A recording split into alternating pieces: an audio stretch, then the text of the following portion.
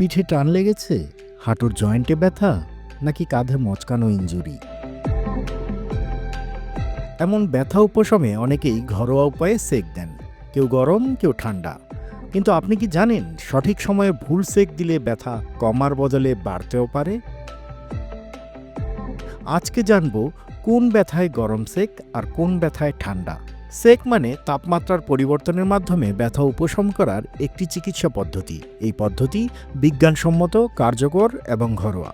সেক দুই ধরনের: গরম সেক যা দিতে হয় পুরনো ব্যথায়, ঠান্ডা সেক যা দিতে হয় হঠাৎ ইনজুরিতে। চিকিৎসকরা বলেন সঠিক সেক ব্যথার জায়গা রক্ত চলাচল নিয়ন্ত্রণ করে, ফোলা ভাব কমায় এবং আরাম দেয়। গরম সেক কখন ও কিভাবে নিতে হয়? দীর্ঘমেয়াদী ব্যথা, বাতের ব্যথা, আর্থ্রাইটিস, অস্টিওআর্থ্রাইটিস, মাংসপেশিতে ব্যথা, লিগামেন্ট ইনজুরি সহ বিবিধ কারণে গরম সেক দেওয়ার কথা বলেন চিকিৎসকরা। ব্যথা আক্রান্ত স্থানে গরম সেক দিলে যেখানে যে রক্তনালী আছে সেটিকে প্রসারিত করে এবং রক্ত চলাচল বাড়ায়। ব্যথা আক্রান্ত স্থানে গরম সেক দিলে যেখানে যে রক্তনালী আছে সেটিকে প্রসারিত করে এবং রক্ত চলাচল বাড়ায়। এর ফলে রোগীর আক্রান্ত স্থানে ব্যথা কমে এবং আরাম বোধ হয়।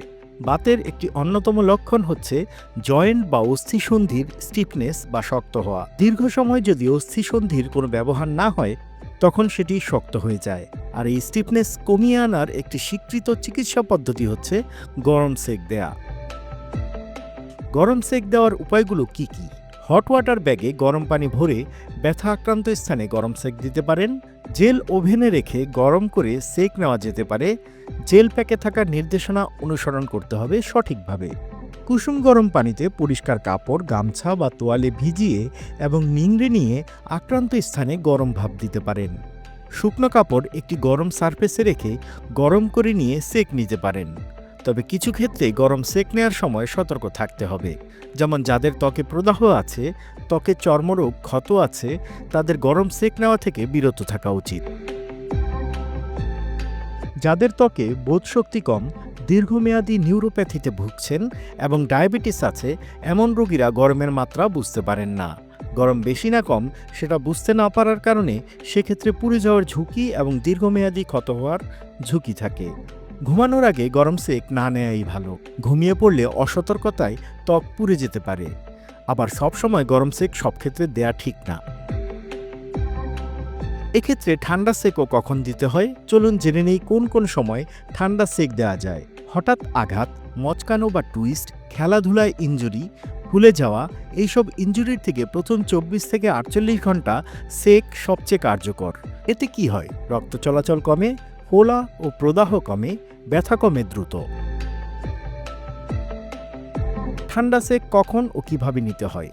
সাধারণত হঠাৎ কোনো ব্যথা পেলে বা 24 থেকে 48 ঘন্টার মধ্যে কোনো আঘাত পেলে সেই ধরনের ব্যথার ক্ষেত্রে ঠান্ডা সেক নেয়ার কথা বলেন চিকিৎসকরা।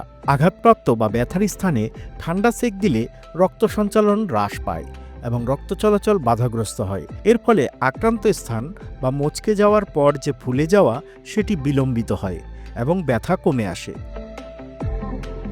ঠান্ডা সেক সাধারণত অ্যাকিউট ইনজুরির ক্ষেত্রে দিতে পারি। বিভিন্নভাবে নেওয়া যায় ঠান্ডা সেক।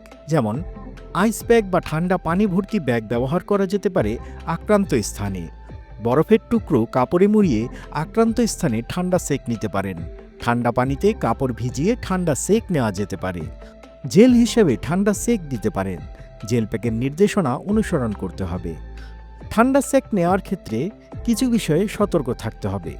যেমন ঠান্ডার প্রতি সংবেদনশীল এমন রোগী, অ্যালার্জি আছে, যাদের রক্ত সঞ্চালনজনিত কোনো সমস্যা আছে, পায়ের ধমনীতে ব্লক আছে, তাদের ঠান্ডা সেক নেওয়া থেকে বিরত থাকাই ভালো।